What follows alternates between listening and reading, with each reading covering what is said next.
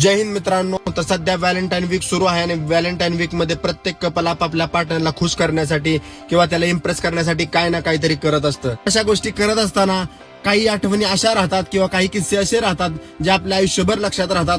तर माझ्या आयुष्यातील एक महत्वाचा किस्सा आज मी तुम्हाला सांगू इच्छित आहे. तर मित्रांनो, झालं असं की त्यावेळेस माझं पोस्टिंग श्रीनगरला होतं. लव्ह स्टोरी एकदम पीक वर होती. अचानक एक असा दिवस उजाडला.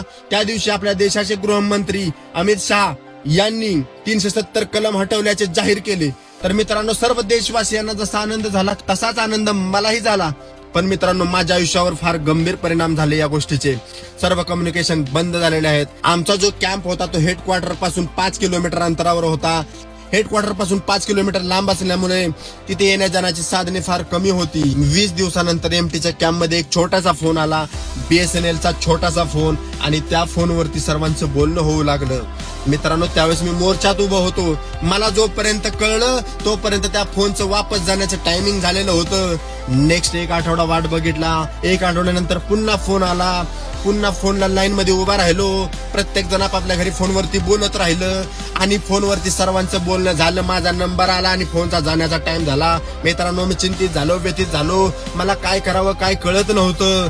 मग मी ठरवलं काही करून तिच्याशी फोनवरती बोलायचं आहे. मित्रांनो, मला इन्फॉर्मेशन मिळाली की आपल्याच कॅम्प पासून जवळ असलेल्या तिथल्या एक न्यूजपेपरच्या ऑफिसमध्ये एक मॅनेजरच्या रूम मध्ये लँडलाईनचा फोन आहे. तो फोन चालू आहे.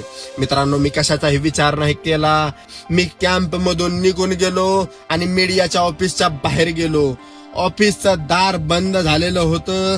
गेट लागलेला होता. काय करायचं कसं करायचं मला काही सुचेना. गेटच्या खाली छोटीशी जागा होती. मी कशाचाही विचार न करता तिथून क्रोलिंग करून त्या गेटच्या आतमध्ये गेलो. आतमध्ये गेल्यानंतर पाहिलं तर सिक्युरिटी गार्ड तिथे 100 मीटर वरती बसलेला होता. त्याला मी जाऊन भेटलो आणि माझी सर्व कथा त्याला सांगितली. मला किती त्रास होत हे मी त्याला सांगितलं.